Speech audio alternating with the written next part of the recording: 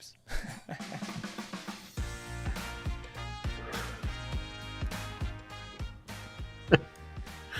Woo! The UFC Vegas post-fight show. I'm trying to get the beat so I can sing. Yeah. Max Holloway, Yair Rodriguez.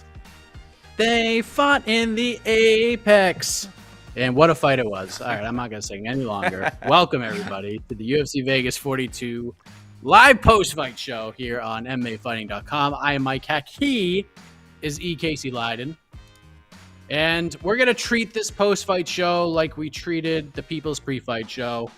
We're just going to answer all your questions. Just the two of us and all of you, and we want you to contribute to this entire post-fight show. So questions, comments, thoughts, what you thought of the event, low-key storylines, whatever you want to talk about. Leave them in the comments. We'll throw them up on screen. We will address them. We will leave Leon Edwards out of this conversation because we spoke about him for 20 minutes on the People's Pre-Fight show. We'll focus on Carlos. So what do you got? This time. Yeah. We can talk about Max Holloway's great win. We could talk about Yair Rodriguez's tremendous performance after 25 months away. Herb Dean turning into a not great referee. About Felicia Spencer. Cynthia Calvillo's corner actually doing the right thing. Yes. Chaos Williams being Chaos Williams. Yeah. Song Yudong, great win. Joel Alvarez could be a fun lightweight. Or 160. Oh my God, the MMA math they were trying to do in that fight was it was insane. Andrew Lee, great performance. Sean Woodson, great performance. Courtney Casey, great performance. Rafael Alves, insane performance. Dawoon Jung gets it started with the finish. This card was bananas. Oh, dude, yeah, Jung's knockout was awesome. Oh my, jeez, that was how quick was this? This card, because of all the knockouts and finishes, it had to be one of the quicker cards, for sure. How many fights were on this card? Only 11. Only 11 fights, which is reasonable. So yeah. Just a great job, UFC. This is I love these afternoon cards. The fighters brought it. Lots of finishes. Not the finishes mean fight's great, or decisions mean it's a bad fight, but just great fight, great card. Here you go. Some questions. Yeah, let's go. Yeah. Let's go. Let's see what we got. Great performance from Felicia Spencer. She looked great. Yeah, she did look great. Unfortunately, she is in a division that doesn't really exist because now, what do you do? I'm not going to take credit for this one because Ariel Helwani in our Slack channel threw it out there. Felicia Spencer, he feels that Felicia Spencer would actually be a good step up in competition if we're trying to build Kayla Harrison into being what we expect that she could be.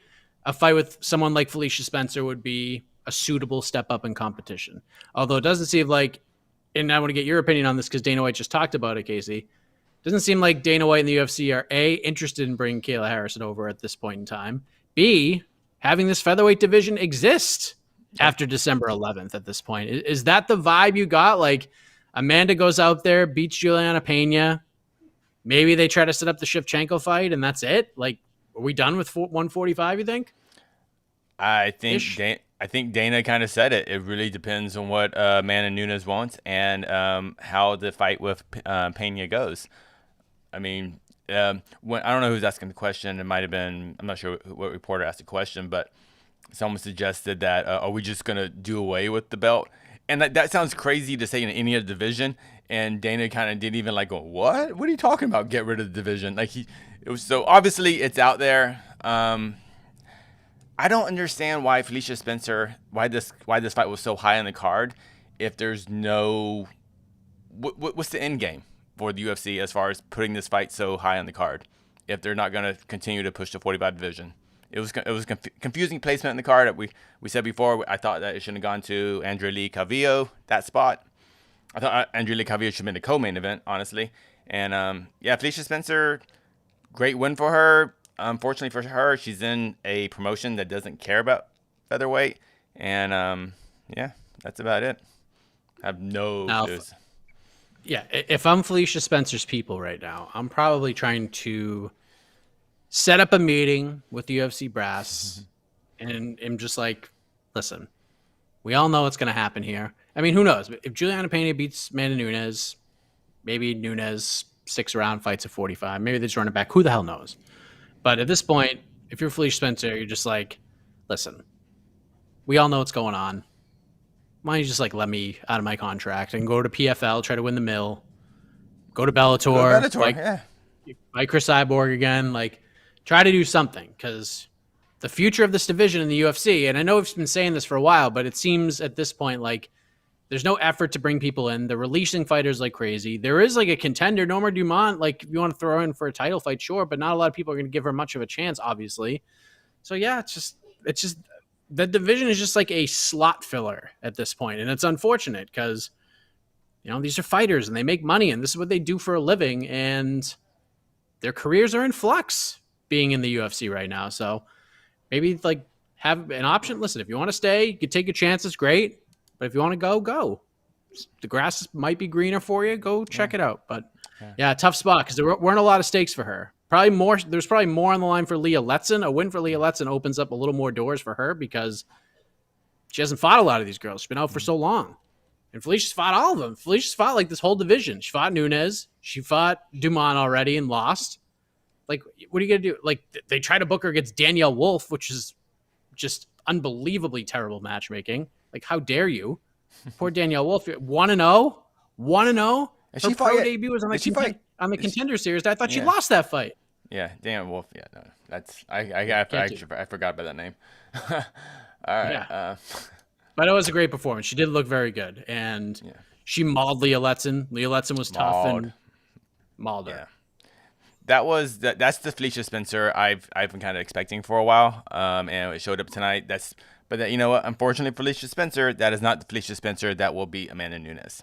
That's just the reality. There's just Felicia Spencer is obviously a very talented, very good, very, very good featherweight. Unfortunately, the Queen is a great fighter right now at this point in her career. And yeah. Yep. This maybe is a little Maybe PFL reached out to UFC, a little trade ski. Yeah, trade skis. Yeah, I like that. Trade ski. It's a bit of a what if. I don't really like answering what if questions, but F it, let's do it. Why not? If they do Holloway Volk 3 and Holloway wins, what's next? Best of 5, 7? Yes, sure. I'll watch these guys fight 7 times. Absolutely. Go back and watch that second fight. The first fight, I thought it was a clear Volkanovski win. Very clear. I've watched it a couple more times since then. The fight at 251 is so undervalued just because of the card. It was the first one back, the names that were on it. That fight, the second fight between Max Holloway and Alexander Volkanovski was incredible. Really incredible. Both fighters, the whole thing, start to finish, a really incredible fight. So I would watch those guys fight 7 times. Absolutely. I'm kind of a big proponent. I know it just the reality it won't work in the reality how prize fighting is, but when guys are like top 5 guys, like I always say 2 out of 3 or 3 out of 5 because I mean we watch enough sports. The best teams often lose game 1, and so I think Holloway could just book Holloway Volkanovski 3. Now if Max loses another very close fight, we have a lot of more what ifs. I think Max goes to 55 if that happens, but we're not there yet. Yeah. Yeah, but if Holloway wins, like you could set up like the only best of 7 series in MMA history. Like who's going to complain about that? Not something you do all the time, but actually here we better guys. At just 29 years old, what happens to Max at featherweight if you lose the 3rd time to Volk? The guy has options right now. Holloway is a big deal. He's a star.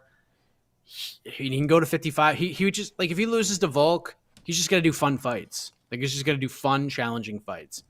Maybe he fights for the lightweight title at some point. I think his resume, if he moves up, look at Frankie Edgar. Every time Frankie Edgar dropped down a weight class, he basically fought for the title right away. 2 fights. Yeah, and I think Max actually moves the needle more than Frankie, so I think there's even a better chance. Sure. And you already have the amazing Dustin Poirier fight, which he lost, but yeah. I like You this. could do Holloway Poirier again. You could do Holloway Oliveira again. You could do Holloway McGregor. You could do Holloway Gaethje, Holloway Chandler. I mean, look at all the fight. I mean, if Paul Felder has the itch he needs scratched, you could do Holloway versus Paul Felder. I mean, just think Holloway versus Dan Hooker. Like, all of these fights are fun. They're all fun. There is no bad option. Is Holloway Islam Makhachev a bad option?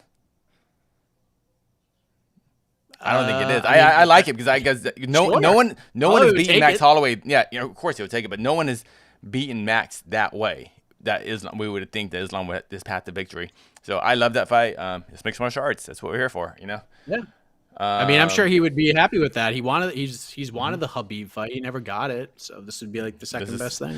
They were at the freaking press conference. You're right. I forget that. I forget how close we were to that fight.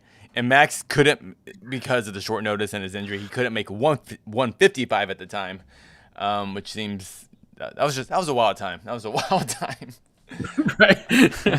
I start going into it like, oh, it just goes on and on and on. Wow. It's a rabbit hole. Yeah. Richard Fitzwell, not a chance Yair gets released from the UFC. No. But you know what? Of course, but the talk going into this fight was a lot like this is a setup fight for Yair. Yair's going to get his butt kicked, and the UFC's going to get rid of him because they don't like him because he didn't take the fight with Zabit. All that kind of there was a lot. I felt there was a lot of nonsense being thrown out there, a lot of fake drama being thrown out there for why this fight was booked. And as critical I am of the UFC, often I thought this was always an awesome fight from day one. It was booked. I was like, yeah. This is awesome. This isn't a setup fight for Yair to get him out of the UFC, not at all. So I didn't understand that, and of course that performance, Yair's gold. He's gold for a while. Until the relationship between Yair and the UFC has been a rocky one. So that's why this was something in question, especially the timing of the fight, because I mean, if just Holloway taking this fight just seemed kind of weird, like right after the title fight. Like, you were pretty much guaranteed a title shot. So that's just a gangster move by Max. Mm-hmm. And, yeah, I mean, it's a question that needed – like, if Holloway just went out there and 50-43 Yair, we'd be having this conversation right now. Like, we just would be. And it's stupid, but we would be having it. I think anyway – because of the history. Yeah. But there's a lot – I mean, like Ariel talks about this a lot. We hear a lot of stuff that we can't talk about publicly because, it's in confidence. And unfortunately for Yair, a lot of his maybe UFC drama kind of became public. But trust me, there's plenty of drama with all these fighters. Unfortunately for Yair, it got more public, and that's all I got to say.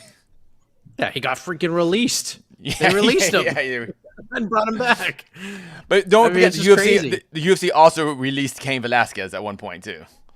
Before he was, man. Yeah, I know.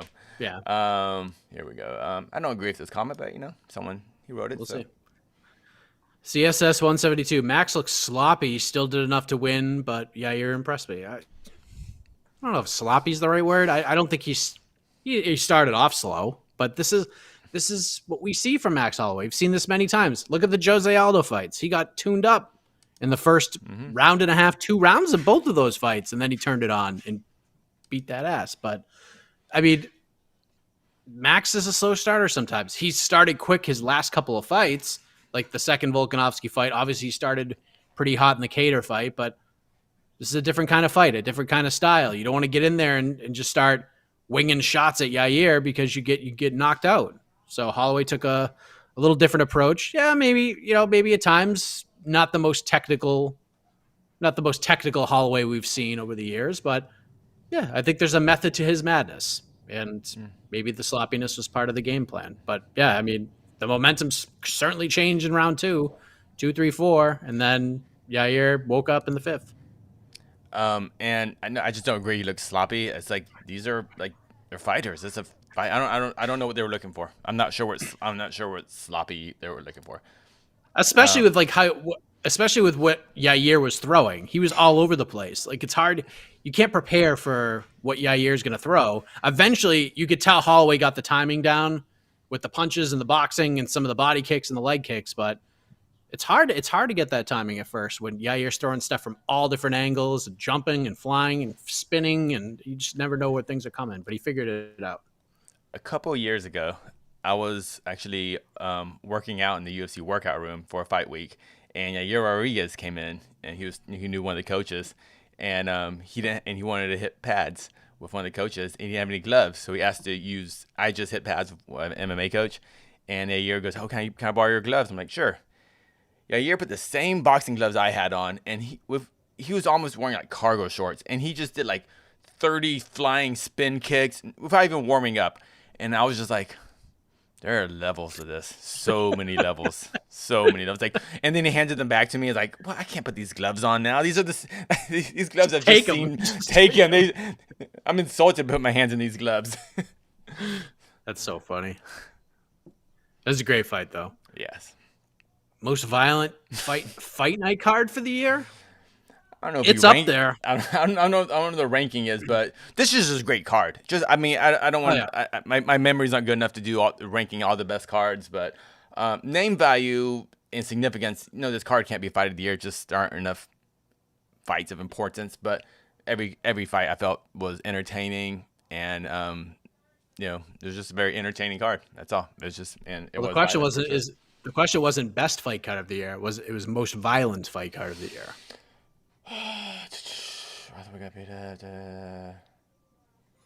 There were some nasty finishes on this card. It was up there. It's up there. It's in the conversation. We'll have to dig deep on this one. Yeah. You want to talk about violent finishes that kind of got underrated? Daun Jung. How do you say his name? Daun Jung. Yeah. That knockout over Kennedy. Kennedy actually had it blocked, but the elbows were so hard, even though it blocked, it went through his hands and still concussed Kennedy. That's how hard he was throwing those elbows when he was on the cage. That boggles me. That's scary. You can block a punch or block a strike, and it's still like, oh, this sucks.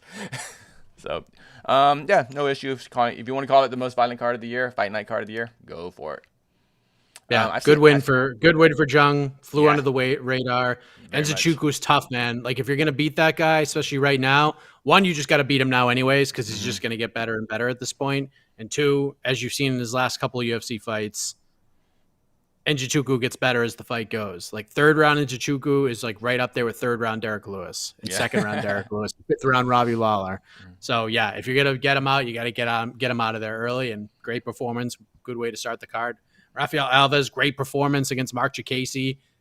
The big left hand, the flying knee, the nasty guillotine, and then he's hoisting up everybody. He's hoisting up doctors and Michael Bisping. I mean, what a day! What a day! Who was the fight? Maybe it was Josh Thompson that he got a big knockout and he picked up Joe Silva in the cage. I remember one time. That's what it was. I can't remember who it was, but it was someone. You can tell Joe Silva was like, I do not like being this high.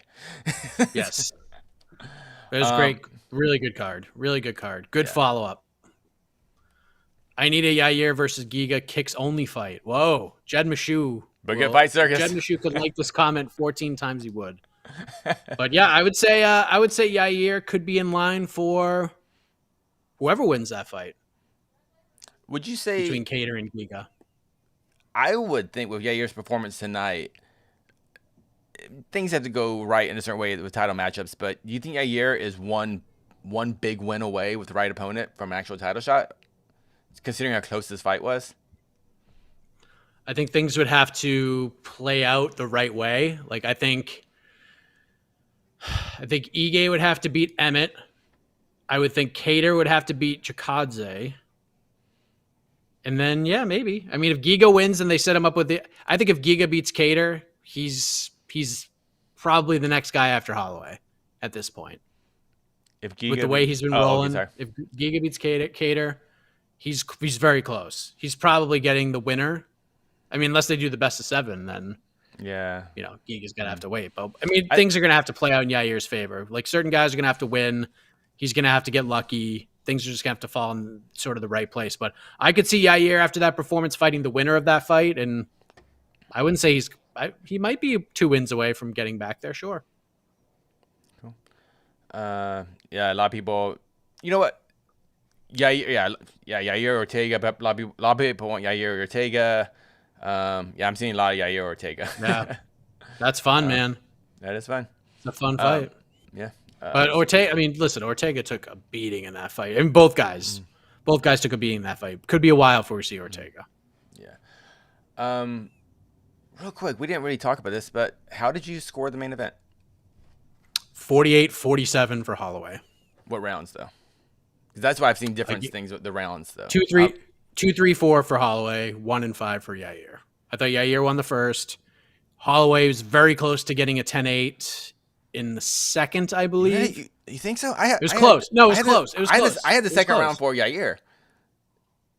Maybe it was the third. I don't know. I think it was the third round. It was the third round. Okay, no problem. I got you. Yeah, Holloway won the second. I thought Holloway won the second. Momentum was changing. It was 19-19. Third round was very close to being a 10-8 because Holloway had him in big trouble, dominant. Yair got up, turned it around, landed some big shots, brought it back to a 10-9. Yeah. Holloway clearly run round 4. Agreed. And then Yair came out guns blazing in round 5 and won that round. So, yeah, 48-47 for me. Do you have can you pull an official scorecard up? Because to me, it seems like what I agree with Bisping said. It seems like rounds 2 and 5 were the swing rounds in the sense that it can go on both ways. I guess maybe I don't know. Maybe I was just kind of got too caught up in the fight. But I thought Holloway won the 5th round, but I really could be wrong. And at that point, I was just kind of watching as a fan, to be honest. I had it tied going 2-2 into the 5th round. So I'm just kind of curious. Oh, you did? Yeah. Yeah, because I had rounds 1 and 2 for Yair and rounds 3 and 4 for Max. I think 3 and 4 are very obviously Max rounds. I feel most people had round 1 for Yair, and I don't know, maybe 2. Maybe I was just I was emotional during 2 and 5. I'm not sure. All right, let me pull up the card here. That is the first fight. Hold on, let me scroll down all the way down. All right, Derek Cleary gave, which was the complete opposite for me. He gave Holloway round 1, Yair round 2. What, he gave Holloway? Okay, wow. Oh, sorry. Yeah. Go. I'm sorry. Holloway sorry, 3, Holloway 4, Rodriguez 5. Sal D'Amato had Max Holloway up 4 rounds to nothing heading into the 5th. And Yair won round 5. So that was the 49-46. And then Ron McCarthy scored it the exact way I scored it. Yair round 1, Holloway 2, 3, and 4, Yair round 5. So everyone scored round 5 for Yair, correct? Everyone scored round 5 for Yair, yep. That's wild. One judge gave the first round to Yair. How many for round 2? How many judge gave 1? One judge gave Yair round 2. Okay. All right. Interesting. Yep. That's wild. Yeah. So there were no identical scorecards on all 3 judges. No. Interesting. Not like I can't. It's very rare that we even see that at this point. Yeah. Which is pretty wild. But yeah, Ron McCarthy, I scored it the exact same way he did. But so good. So good. Like, you know what? Like sometimes I don't know, maybe it's just me, but like going into the 5th round, I had a hard time giving the Yair because I just knew Max was such a heavy favorite, and everyone kind of told me coming into this fight, oh, this fight's gonna be a blowout. So the fact that round 5 was even close, I see that almost everyone had it for Yair. I gave it to Holloway, but that's wild. So round 2 was that seems to be if one more judge or round 2. It seems like that was the big round. That was the big difference maker. But one judge gave round 1 to great game plan. Yeah, Yair just had a great game plan in round 1. Yeah. He beat up the legs, beat up the body. I mean, Holloway's ribs were like swollen. Like it looked like there was an alien trying to jump out of his stomach at one point. Like Yair lit up his body pretty good, and Holloway fought through it, dude. But those are just two tough SOPs. Yeah, so like obviously that fight got the fight of the night. Yeah, so I'm seeing a lot of people had 1 and 5 for Yair, and then but the judges had two of the judges had round 2 for Yair, which would mean that if the right judges or the right whatever, like Yair wins this fight, depending how you look at. I mean, just with a different set of eyes. I just think it's that close. If Ron McCarthy scored round 2 for Yair, he would have won the fight. Oh no, you know what I mean. It would have been a split decision. Would have been a split decision. But because you can't give him 3 or 4. Round 1 for Holloway was interesting. 3 and 4 were the most dominant rounds. Also, a very interesting part of this fight. We went into it going, who's the better boxer? Yair seemed to win this fight actually on the ground, with the takedowns, with the cage control, and Early, yeah. that 10-8, almost 10-8 round was based on his dominant positions on the ground. It wasn't because Yair was getting necessarily beat up on the feet. I'm sorry, am I mixing names up? Sorry. No, I'm just we have all these kind of ideas how the fight's going to go in our head, and then it's so cool when it doesn't go that way, but makes sense. How it works out. And from judging, what they say, Yair broke his foot pretty badly. It looked nasty. It was like a balloon. Yeah. God, that's when you throw that many calf kicks, that many leg kicks. That's always the big risk. You're gonna break your foot. You'll hurt something in your legs. So remember, I think Fitzgerald mentioned. It seems like Yair has abandoning the leg kicks. Well, now we may know why. His foot was really messed up, and that's the fight game, man. Bones break, and you just gotta. You just hope. And guys like Max, his bones don't seem to break. They're just made. He's made of something different. Yeah. For sure. So that was obviously the fight of the night. If you missed it, the performance of the night bonuses went to Chaos Williams and Andrea Lee after their tremendous performances. But I mean, there could have been so many people. Yeah, many people deserve bonuses. So hopefully they get taken care of a little bit. I hope so. You know what? Let's just get this out of the way. I've seen a bunch of variations of this question. Let's get this out of the way. What did you make of the Herb Dean hesitation? Unfortunately, I don't know. It's just tough, man. Like, you got to make these decisions. Now, I'm trying to think who the referee was. Who was the referee in the Tanner Boser OSP fight? Remember there was like something fishy going on there? That wasn't Herb Dean, was it? I bet it was. OSP, let me see. Who was the ref? Does it tell you who the ref is? I'm looking at the fight on Tapology, but I don't see where it says the ref. All right, hold on. All right, let me see. Oh, no, it was Jason Herzog. Oh, Herzog. Never mind. Okay. Yeah, you gotta, like, Herb's had a tough year. He's had a tough year. 2 years ago, and even like a big chunk of last year, I think. I mean, this was the gold standard of refs. This was, oh, good, Herb Dean's reffing. Like, no worries here. And then it seemed like right after the Dan Hardy situation, I mean, my God, as soon as, right from there, Dan Hardy called it to our attention. And then it's just gotten, I'm not going to say worse, but just not better. Just bad. It was just bad. Herb Dean almost started the fight, and Bisping's like, bro, your credential's still out. Your credential's on. He is just hanging on. I was like, oh, jeez, Herb. He's like, really... like, what are you doing? And I just feel like, what the hell is Herb Dean doing? Like, what are you doing? Like, this is the time, like, come out and speak about it. Like, tweet something, anything. Just be like, dude, I made a mistake. Which is I wasn't sure what was happening. It happened quick. Like, that's fine. Like, we'd be like, cool, dude. Well said. Appreciate you. Like, the best Jason Herzog. This might have been the fight I was thinking of, because we probably talked about it. Jason Herzog, in my mind, is the best ref in MMA, and he effed up, which is fine. It happens. No ref is gonna bat 1,000. We would love him to, but they're not gonna bat 1,000. Herb Dean seems to be really. It was a horrible stoppage. I'm not sorry. It was a horrible. I don't know what, like, stoppage. I guess I'll call it. De Lima did a great job. I don't know. I don't know what that was. It should have been a knockout. It was weird. I don't know what that was. That was just, he looked like he wanted to stop the fight, but then it looked like they were swinging hard. He didn't want to get in there. I was like, but as your job as a referee, that's what you do. When you want to stop the fight, you jump in there. You sacrifice your body. You do like the whole secret, just jump in there. You stop the fight. That's what your job is. And maybe, I don't know, maybe he just doesn't like Ben Rothwell. I don't know. It's just, Rothwell, he went for the takedown afterward, but you were already kind of told De Lima fight's over. So, it was weird.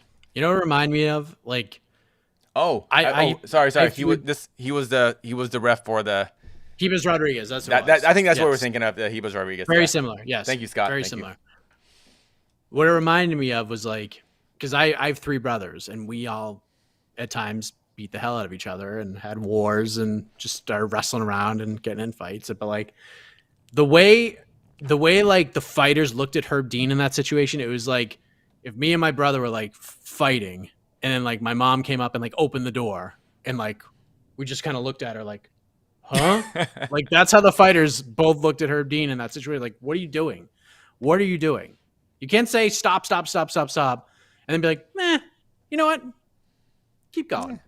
Keep going. Like that's exactly what happened. Like, whatever, Herb. Like you made a mistake. Like come out and address it. And it's over. We won't talk about it anymore.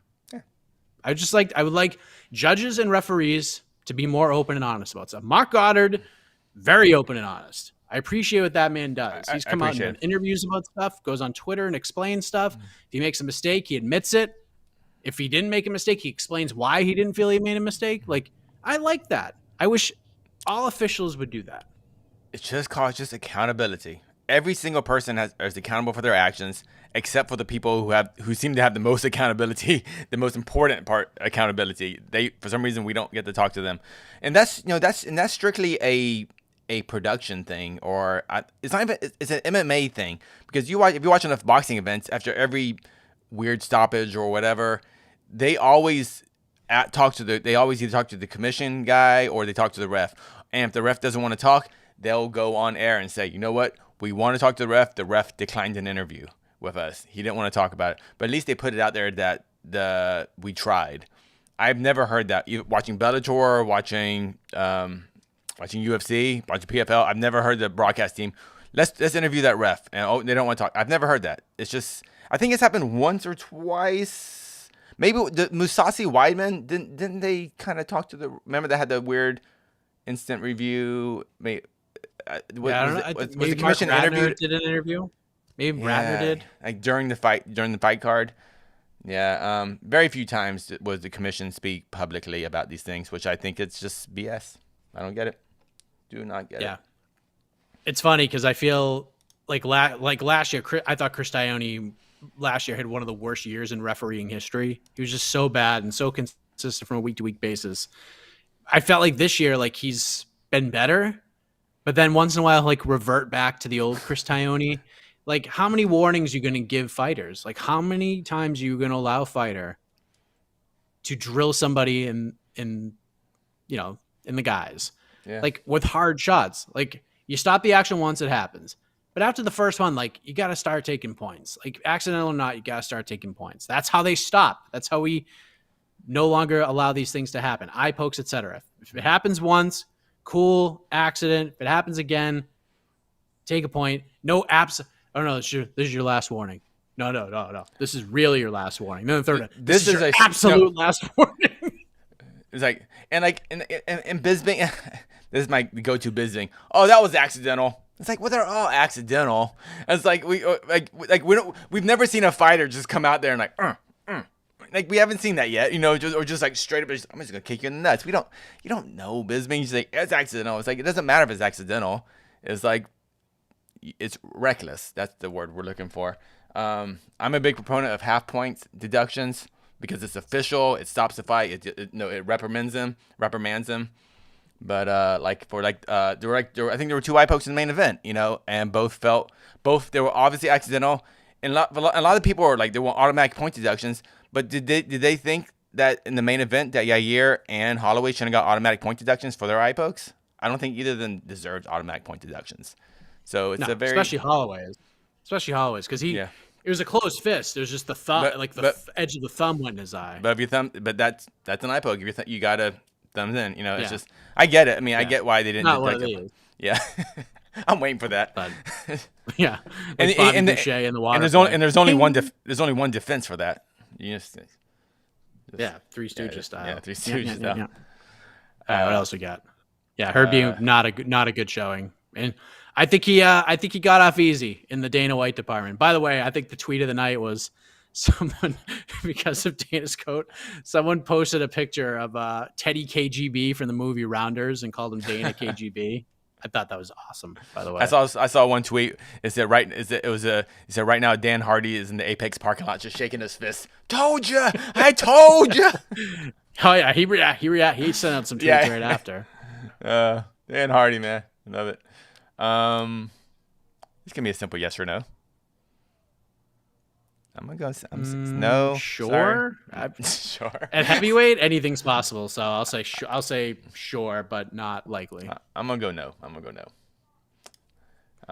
I was shocked that he was so high on the card anyway. What else we got here? Uh-oh. Jed Meshew should be on every show. So Jed's a busy man. Georgia football's playing. He's got other things to do. Jed will be on Between the Links this week. His opening round matchup is Thursday, so be prepared for that.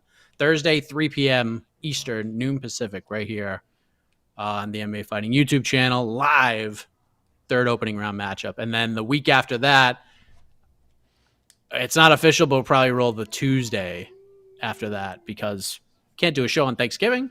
We can't do a show on Thanksgiving. What else you got? Anything else? A bit of a troll comment. Awestruck audio hurts. This dude with the glasses, no credibility. Half the stuff he says is just wrong, combined with the fact he doesn't know martial arts, just makes it look, could you catch? Okay, first of all, half the stuff is wrong, but that means half the stuff I say is right. So you're a glass half empty. I'm glass half full. Half the stuff I say is right. So I appreciate the compliment. Casey does know martial arts. He's been covering the sport for a really long time. Dude, those are my favorite comments. It's like, what are you new to this? I'm like, okay, yeah. I mean, he's yeah.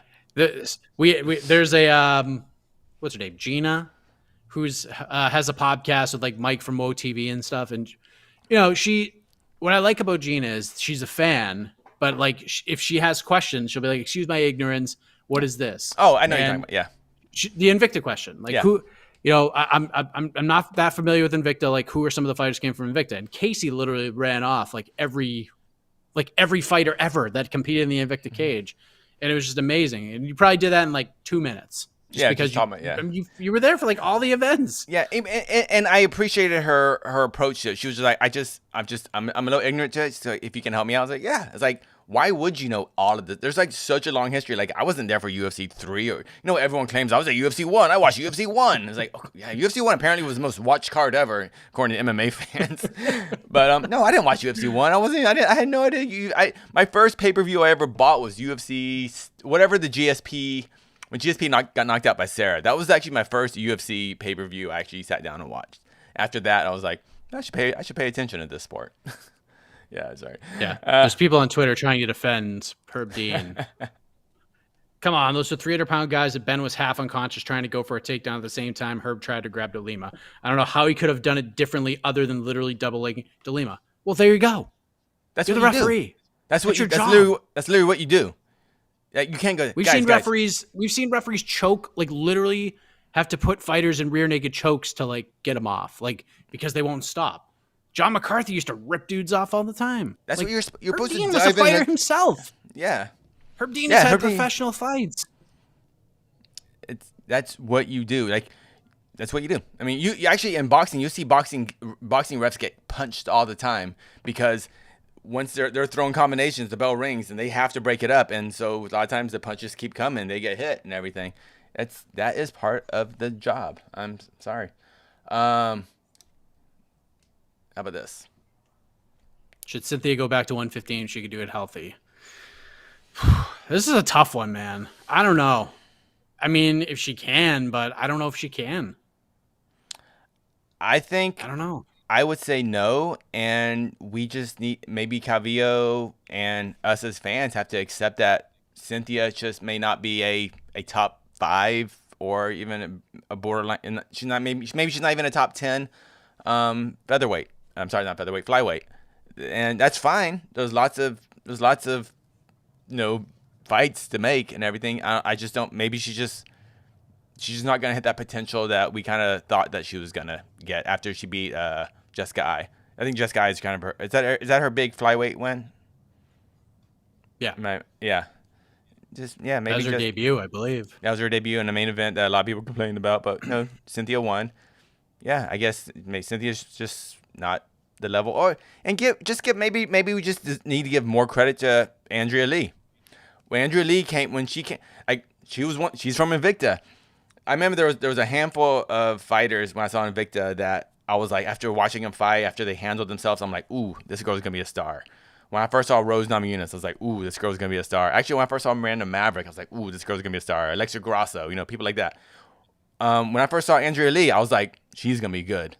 And then, she lost some fights. She got ground. Like, I think Roxy beat her in Invicta, but maybe she just hasn't. Andrea Lee just hasn't reached her potential, and now this is the best Andrea Lee we got. And this is 2 amazing performances from her. And who knows? Maybe Andrea Lee, 2 more fights away, she's gonna be fighting Valentina.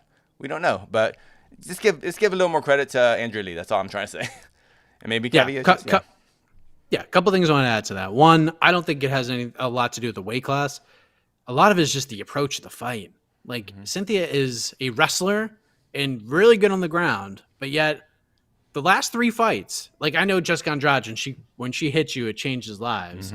But the Chikagian fight, she didn't go for any takedowns, or very few, that I recall. This fight, no takedown attempts until like late in the second round when she was getting battered. After she started beat up, yeah. Yeah, I mean, like, what are you doing? Like, why are you in there, like, trying to box these girls and trying to kickbox these girls? Like, that, you're playing right into Andrea's hands. And to add to your point about Andrea Lee, she is in a great place right now. She hasn't been in a great place in a long time, dealing with everything she's had to deal with the ex-husband, trying to get a divorce, custody battles, all that stuff. She dealt with that for years. She's a mother of 2. I understand. She probably has so much drama outside of her life that fighting in the cage, her fact that she can show up at her best for one night, a couple nights a year is just an amazing feat in itself. So I'm sorry. Yeah, there's a lot going on in Andrea Lee's life. Yeah, she's put all that behind her. I mean, she probably still has to deal with it a little bit, but most of that's behind her. She's with Tony Kelly now. She's in a good place with him. Like, she's just in a good place. And sometimes, you just need that. Like, you could be great in the gym, but sometimes you need, like, everything else outside of fighting and outside of the gym to prepare you mentally. And here we go. Andrea was competitive in all these fights despite all of that stuff going on. She was winning fights with all that stuff going on. She was a win away from fighting for the title with all that stuff going on. And now she's free. She could start thinking about the belt. She doesn't feel the pressure of it because of everything else going on in her life. She's in a really good spot right now, and she is a dog. Her last 2 performances have been huge. She's living up to her potential, for sure. Yeah. She's good. We've seen a few questions about this, so I want to just I don't really know the answer, but yeah. What's going on with Zabit? Can you guys ask Ali or Mark Henry about that, please? Believe me, we have. I mean, if you just watch the press conference, everybody will give you the same answer. Okay, Ali's done interviews about this. Mark Henry's been asked about it. His teammates have been asked about it. It's all the same. Like, nobody knows. Like, literally nobody knows. So, I mean, that's kind of where we're at. When Zabit's dealing with some health issues, I know there's some rumors circulating that his career might be over. Nobody knows anything. Yeah. Nobody. The one thing I do know about Zabit, he is still involved in MMA. His younger brother fought in Bellator. A couple months ago, maybe 3 or 4 months ago, his younger brother had a great win in Bellator. I think he's undefeated. Zabit was there with Habib, and we were like, "Hey, Zabit, you want to talk?" And he was like, he politely declined and everything. But he said he's involved. But his brother said, he's involved in the training camp and things like that. So he's not like, he's not out of the game completely. But as far as being a competitive fighter, that's a mystery right now. Only he didn't feel like talking about it, and no one around him was speaking for him. Rather, Maybe it's not there. Maybe just the passion's not there. He'd rather help his brother right now. Yeah. We'll see. I mean, I'd like to be a great guy to have back in this division. That's for sure. Yeah, selfishly, I would love to beat back, but like, you know what? If prize fighting and the fame and all of this, if that's not what you want, maybe then just okay. I'll just maybe I just like doing martial arts. That's a lot of people. Nothing wrong with that. Nothing wrong with that at all. Okay. It's a lot of talent, though. Yeah.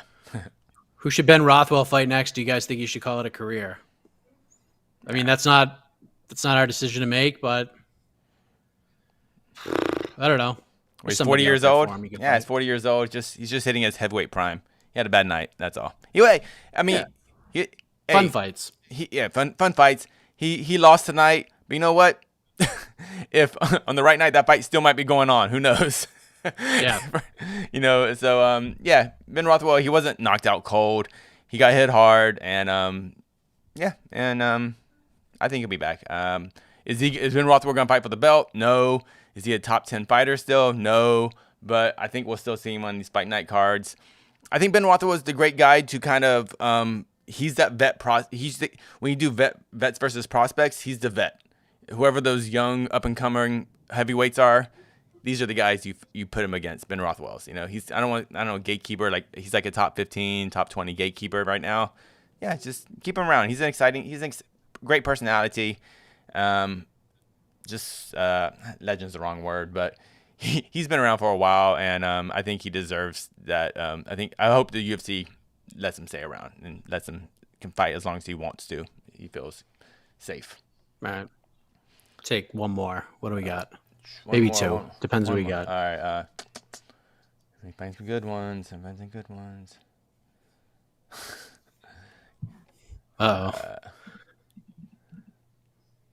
me go back to my little collection of them. Herb Dean. We did all the Herb Dean stuff. We did KGB stuff. We did Zabit stuff. Then we got a card. And then we got next week's card: Miesha Tate versus Ketlin Vieira, and then a rare weekend off. Oh, wow. For UFC action. But if you're hankering, if you're in need, we got that Triller Triad combat card on the 27th. So with Mike Perry and Frank Mir and Albert Tumanoff and. Dude, I saw a thing in Triller's hosting a fight between 3-6 Mafia and Bone Thugs and Harmony. I don't know what that is. But it's not a fight. They're not going to fight. No, it's like a freestyle battle. They should fight. Yeah, versus freestyle battle. What do you think they're gonna do? you think we're gonna have a 10-man tag MMA fight? Is that out of the question? I mean, listen, anything's possible. Is that out? I mean, how old are these guys now? They got to be in they're in their 50s now. Yeah, actually, I'm sure they are in their 50s. Actually, I was a big Bone Thugs guy growing up for sure. Yeah. He's 99. He's 1999. Eternal was one of the first CDs I ever bought. Oops. That it? I think we're good. All right. I think we've maximized this card. And don't worry, we'll talk more about it. We got BTL, MMA Hour, all sorts of fun stuff. Fighter versus writer, everything. We got next. Sky's the limit, ladies and gentlemen. We have a little podcast on Monday and Wednesdays called the MMA Hour with I don't know, some Ariel Hawani. Yeah. Parentheses S. Yeah. Several hours. Several hours. Yeah. So we got lots of stuff. Lots to talk about. We might see Max Holloway. Who knows? I don't know what the lineup's going to be, but if it's Ariel, it's going to be big. So get ready for that. We got some interviews coming up. Rob Font's getting ready to main event. I spoke with him last week. And I got to say, I've interviewed Rob Font many times. This is maybe the best Rob Font interview I've ever done out of probably 25 or 30. A lot discussed. Has a lot of opinions on Sterling and Jan and Dillashaw and all sorts of craziness. So look for that interview this week. And Adrian Yanez will be on We Got Next this week. So stay tuned for that. Lupi Godinez fighting again next week. She is such an animal. She'll be on We Got Next as well. I love that fight, but I hate it because I enjoy both those women. I can't believe one has to lose. But all right. I know. But now we're not going to lose any more sleep. You can go to sleep if you want. Good night, everybody.